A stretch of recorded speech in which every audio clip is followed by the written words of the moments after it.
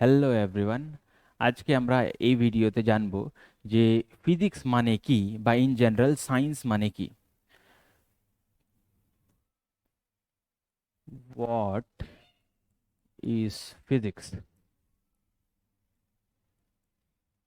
Physics or in general science, or in general science. Physics মানে কি বা science মানে কি, অ্যাজ এ সায়েন্স স্টুডেন্ট সবাইকে জানা উচিত যে সায়েন্স নিয়ে যে পড়ছি সায়েন্সটার মানেটা কি বা ফিজিক্সটার মানেটা কি।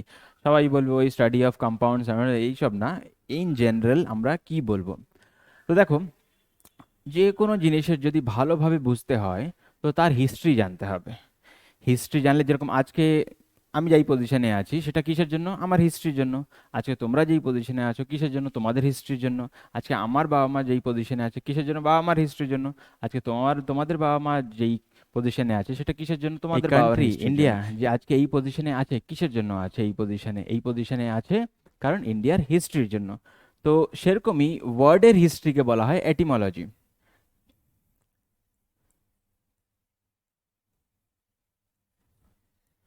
ওয়ার্ডের হিস্ট্রিকে বলা হয় এটিমোলজি। তো আজকে আমরা দেখব যে ফিজিক্স যে ওয়ার্ডটা, এই ওয়ার্ডটা এসছে কোথা থেকে।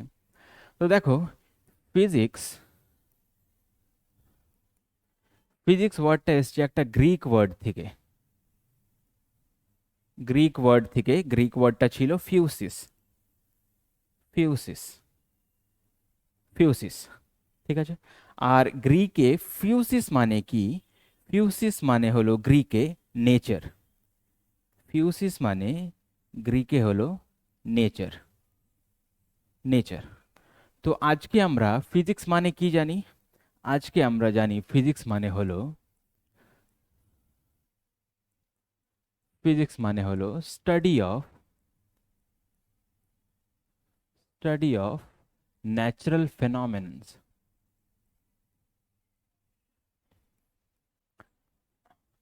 Study of natural phenomenons. এবার কোন ফেনোমেনাগুলো ন্যাচারাল ফেনোমেনা বলবো?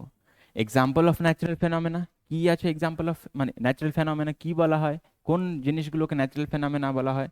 ডে হওয়া, দিন হওয়া, রাত হওয়া, ডে এন্ড নাইট হওয়া ন্যাচারাল ফেনোমেনা, একটা ন্যাচারালি হয়। Low tide high tide, low tide high Tide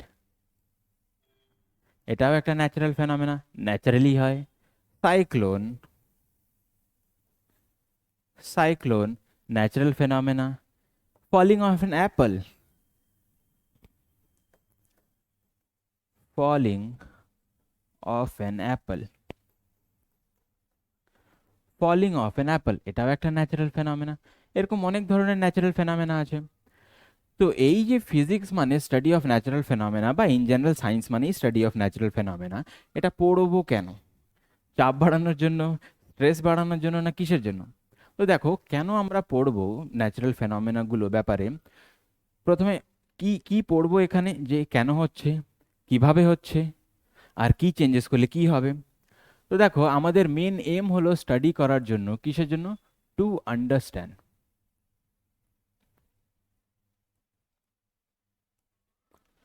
বোঝার জন্য যে কিভাবে হচ্ছে। এরকম না মনে হোক যে এটা একটা ম্যাজিক, এরকম না মনে হোক যে কোনো সুপার ন্যাচারাল পাওয়ার করাচ্ছে। তো বুঝতে হবে যে জিনিসটা হচ্ছে কেন। তো ফার্স্ট অফ অল কিসের জন্য? আন্ডারস্ট্যান্ড করার জন্য। সেকেন্ড, আমি যদি বুঝে যাই, আমি সবগুলোরই এক একটা এক্সাম্পল দেবো, আমি যদি বুঝে যাই তাহলে আমি প্রেডিক্ট করতে পারবো যে নেক্সট কি হবে। ফর এক্সাম্পল আমি যদি দেখি যে একটা মেটালকে হিট করলে, আমি যদি দেখি যে এক্সপ্যানশন হচ্ছে, আর হয়, সেটাই হয়। মেটালকে একটা হিট করলে এক্সপ্যানশন হয়। তো একটা মেটালকে যদি হিট করা হয় তাহলে সেই মেটালটা যদি এক্সপ্যান্ড হয়, তাহলে মেটালটার অপোজিট, এটা এটা বুঝে গেলাম। এবার হিটিং এর অপোজিট যদি কুল করা হয় তাহলে কি আমি এক্সপেক্ট করতে পারবো, আমি কি প্রেডিক্ট করতে পারবো যে রেজাল্টটাও অপোজিট হবে?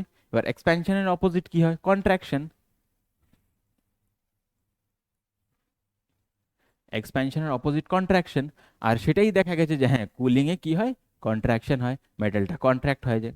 তো আমি যখন একটা জিনিস বুঝতে পারছি যে একটা ন্যাচারাল ফেনোমেনা বুঝে যাচ্ছি যে কিভাবে হচ্ছে, তখন আমি প্রেডিক্টও করতে পারছি যে কিছু চেঞ্জেস করলে বা অপোজিট করলে কি হবে। তো নেক্সট হলো টু প্রেডিক্ট। টু প্রেডিক্ট, তো first to understand, next to predict. যেরকম আমি যদি বুঝে যাই যে সোলার ইক্লিপস বা লুনার ইক্লিপস কখন হয়, কিভাবে হয়, তো নেক্সট আমি প্রেডিক্ট করতে পারবো যে নেক্সট সোলার ইক্লিপস কখন হবে, নেক্সট নেক্সট লুনার ইক্লিপস কখন হবে। থার্ড এম হলো স্টাডি করার যে আমরা কি কিছু মডিফাই করতে পারি। দেখো, হিউম্যান বিং হলো সেলফিশ বিং। আমরা ন্যাচারাল ফেনোমেনাটাকে এক্সপ্লয়েট করতে চাইবো নিজের অ্যাডভান্টেজের জন্য। তো আমি লিখে দিই আগে টু মডিফাই। মডিফাই, প্রথমে আমার লেখা উচিত ছিল to control, actually to control, আমি আসছি সেটাতেও। টু কন্ট্রোল, যেই জিনিসগুলো কন্ট্রোল করতে পারবো না সেটা অ্যাটলিস্ট মডিফাই করার চেষ্টা করব, বা দেখব যে মডিফাই করে কি আমরা করতে পারি, নতুন কি আবিষ্কার করতে পারি বা নতুন কি ইউজে আনতে পারি। আচ্ছা, ইউরেনিয়াম ফর এক্সাম্পল 235, ইউরেনিয়াম 235, ওটার নিউক্লিয়াস যদি একটা নিউট্রন দিয়ে হিট করা হয়, তাহলে ইউরেনিয়ামের অ্যাটম নিউক্লিয়াইটা ভেঙে যায় দুটো স্মলার নিউক্লিয়াইয়ে। এটা বলা হয় ফিশন। এটা বলা হয় fission reaction, nuclear fission reaction. আর এই প্রসেসে huge amount of energy release হয়, আর এই প্রসেসে আরেকটা নিউট্রনও রিলিজ হবে। একটা নিউট্রন তো ছিল, আর একটা নিউট্রন, দুটো নিউক্লিয়াইকে এবার বম্বার্ড করবে। তারপর ওখান থেকে আরো দুটো বের হবে, এবার চারটে গিয়ে আবার চারটেকে বম্বার্ড করবে।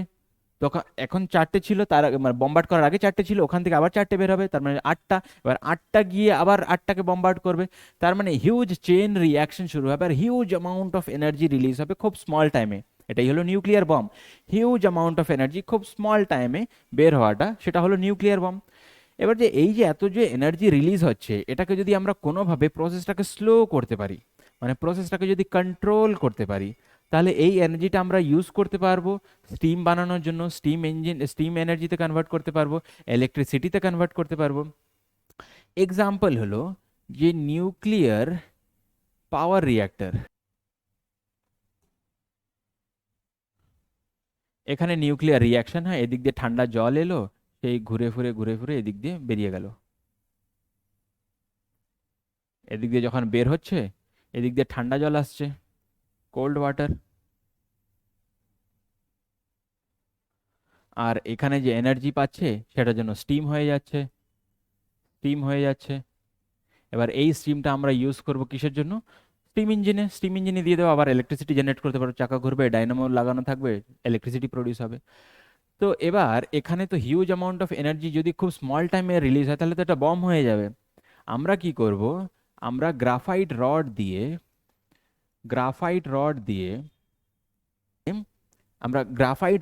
এই রিয়াকশনটা কন্ট্রোল করার চেষ্টা করব। এখানে আমি দুটো জাস্ট দেখিয়েছি, জায়গায় জায়গায় গ্রাফাইট রড থাকবে। গ্রাফাইট রডটা কি করবে?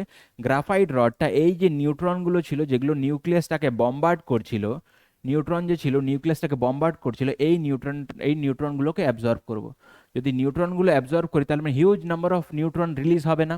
ধরে নাও একটা নিউট্রনই আছে, আমি একটা স্টার্টিংয়ে দিয়েছি, ওই একটাই নিউট্রন আছে, যা অ্যাডিশনাল যা নিউট্রন ক্রিয়েট হচ্ছে সেগুলো আমি অ্যাবজর্ব করে নিচ্ছি।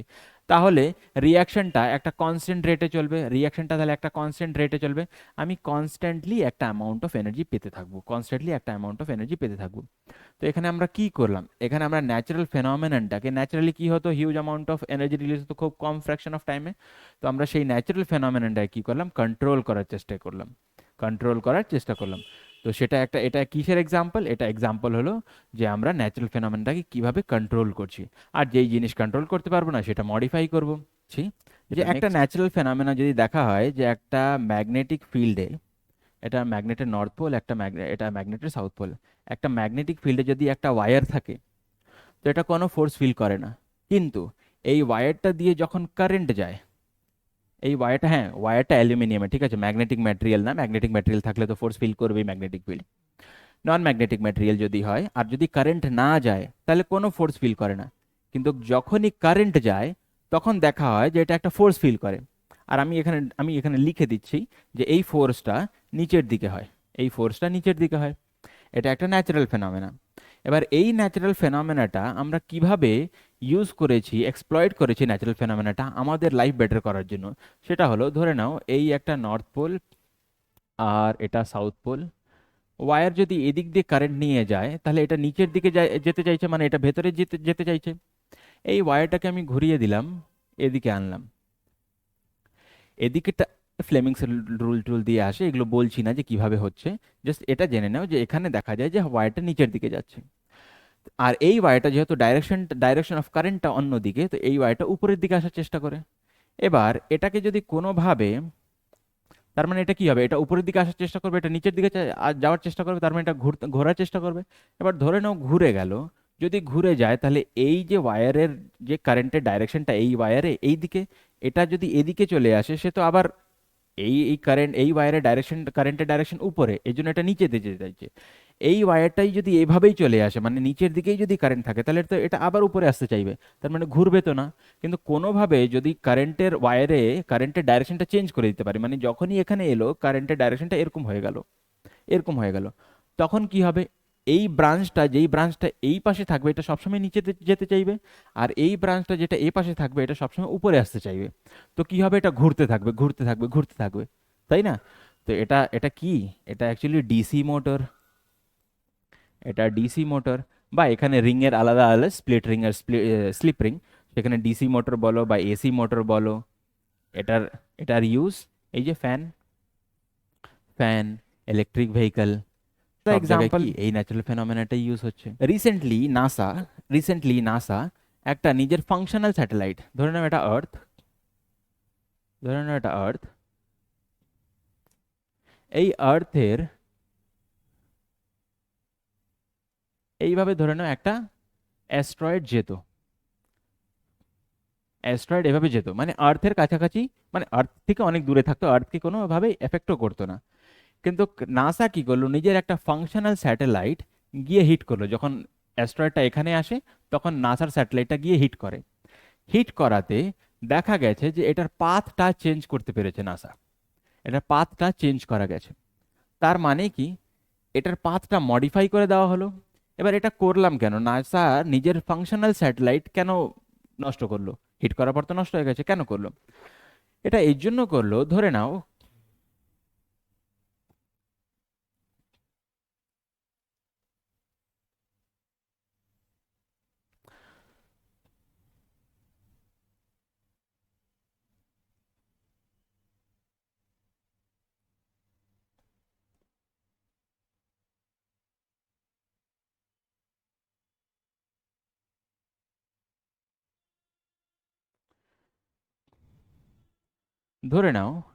এটা কলকাতা, এটা কলকাতা।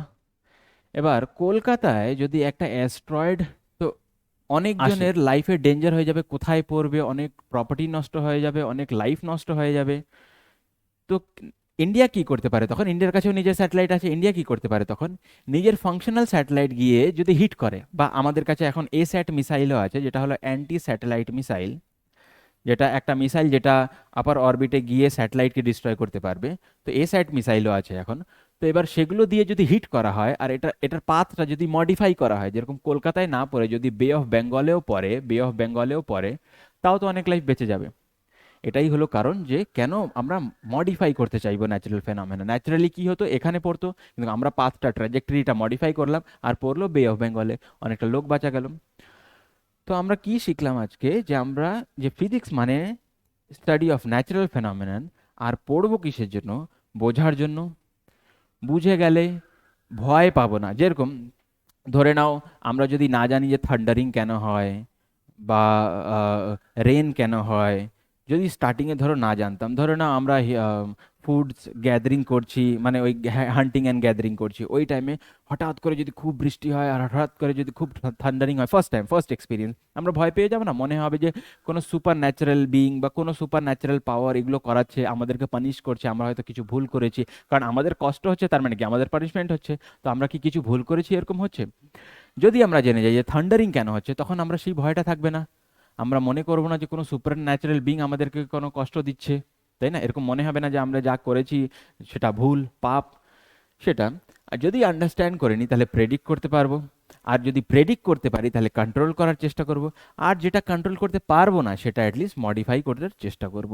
যেরকম স্ট্রেস যদি কন্ট্রোল না করতে পারি, স্ট্রেস মডিফাই করব। কিভাবে মডিফাই করব? এক্সারসাইজ করে মডিফাই করব, ভালো খাবার, হেলদি খাবার খেয়ে মডিফাই করব, কমিউনিকেশন করে মডিফাই করব। তো কি করব? যেটা কন্ট্রোল করতে পারবো না সেটা অ্যাটলিস্ট মডিফাই করব, সেটা অ্যাটলিস্ট মডিফাই করব। ঠিক আছে? তো এই ছিল আজকের আহ, আজকের ভিডিওর উদ্দেশ্য। আরেকটি জিনিস বলে দিই যে ফার্স্ট যে ফার্স্ট যে ন্যাচারাল ফেনোমেননটা আমি বললাম যে হিটিং করলে কি হচ্ছিল? হিটিং করলে এক্সপ্যানশন হচ্ছিল, হিটিং করলে এক্সপ্যানশন হচ্ছিল। এবার এই সিম্পল ন্যাচারাল ফেনোমেননটা আমরা ইউজ করে হিউজ ডেভেলপমেন্ট করেছি। কি ডেভেলপমেন্ট হয়েছিল? ইন্ডাস্ট্রিয়াল রিভলিউশনের ব্যাকবোন ছিল এই সিম্পল ন্যাচারাল ফেনোমেননটা। The principal of steam engine. Steam engine একটা simple schematic diagram of steam engine আমি বানাচ্ছি। এটা একটা কন্টেনার, এই একটা পিস্টন, পিস্টনটা অ্যাটাচড আছে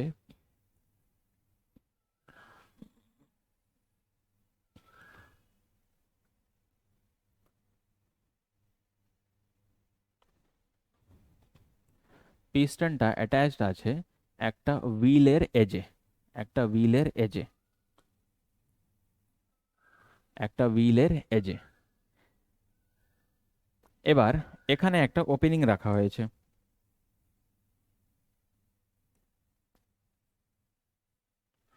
এখানে একটা ওপেনিং রাখা হয়েছে, এদিক দিয়ে যেন স্টিম বের হতে পারে।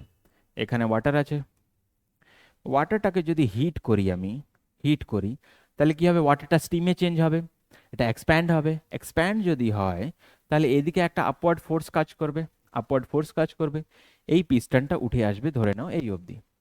পিস্টনটা যদি এই অবধি উঠে আসে তাহলে এই হুইলটা এতটা ঘুরে গেল, এতটা ঘুরে গেল, ধরে নাও। এবার এই পয়েন্টটা এখানে চলে এসছে, এই পয়েন্ট এটা চলে এসছে পয়েন্ট এ ড্যাশে, পয়েন্ট এটা চলে এসছে এ ড্যাশে। এবার যখন এদিক দিয়ে স্টিমটা বেরিয়ে গেল, স্টিমটা যখন এদিক দিয়ে বেরিয়ে গেল, এই আপওয়ার্ড ফোর্সটা থাকছে না। এই আপওয়ার্ড ফোর্সটা না থাকার জন্য এটা যে মোশনে ছিল এটা মোশনেই থাকতে চাইবে, অথবা আমি বলতে পারি যে এটার গ্র্যাভিটির জন্য এটা নিচে আসবে, ওয়েটের জন্য নিচে আসবে। বা আমি এটাও বলতে পারি যে যদি আদার ফর্ম অফ যদি এনার্জি লস না হয় তাহলে এটা মোশনে ছিল, মোশনেই থাকতে চাইবে। যদি মোশনেই থাকতে চায় তাহলে এটা ঘুরে আবার এখানে আসবে। তার মানে এই পিস্টনটা এই পজিশন থেকে, এই পিস্টনটা এই পজিশন থেকে আবার নিচে চলে আসবে, আবার নিচে চলে আসবে এই পজিশনে, আবার হিট হবে, আবার এক্সপ্যান্ড হবে, আবার উপরে যাবে। তো এই যে হিটিং এক্সপ্যানশন কজ করছে, এটা দিয়ে কি আমরা একটা চাকা ঘোরাতে পারছি, একটা হুইল রোটেট করাতে পারছি। আর এটাই প্রিন্সিপাল ছিল স্টিম ইঞ্জিনের, সেভাবে স্টিম ইঞ্জিন তৈরি হলো। ইন্ডাস্ট্রিয়াল রিভলিউশন, যে টেক্সটাইল মিলগুলো কি দিয়ে চলছিল? স্টিম ইঞ্জিন দিয়ে চলছিল। ট্রেন স্টিম ইঞ্জিন দিয়ে চলছিল। এটা একটা সিম্পল ন্যাচারাল ফেনোমেনা। ন্যাচারাল ফেনোমেনাটা জাস্ট ছিল যে হিটিং কজেস এক্সপ্যানশন, মানে এখনো আছে যে ন্যাচারাল ফেনোমেননটা হিটিং কজেস এক্সপ্যানশন। বোঝা গেল? তো ফিজিক্স মানে হলো স্টাডি অফ ন্যাচারাল ফেনোমেনা। আর পড়বো কেন? যেন বুঝতে পারি, স্ট্রেস বাড়ানোর জন্য না, শুধু বোঝার জন্য পড়ো, যেন বুঝতে পারি। বুঝলে প্রেডিক্ট করতে পারবো, প্রেডিক্ট করলে কন্ট্রোল করতে পারবো, মডিফাই করতে পারবো, প্রিন্সিপালটা ইউজ করতে পারবো নিজের লাইফ বেটার করার জন্য। ঠিক আছে? ভিডিওটা যদি ভালো লাগে তাহলে লাইক করবে, জন্য এটা সাবস্ক্রাইব করবে, শেয়ার করবে। ঠিক আছে? ধন্যবাদ।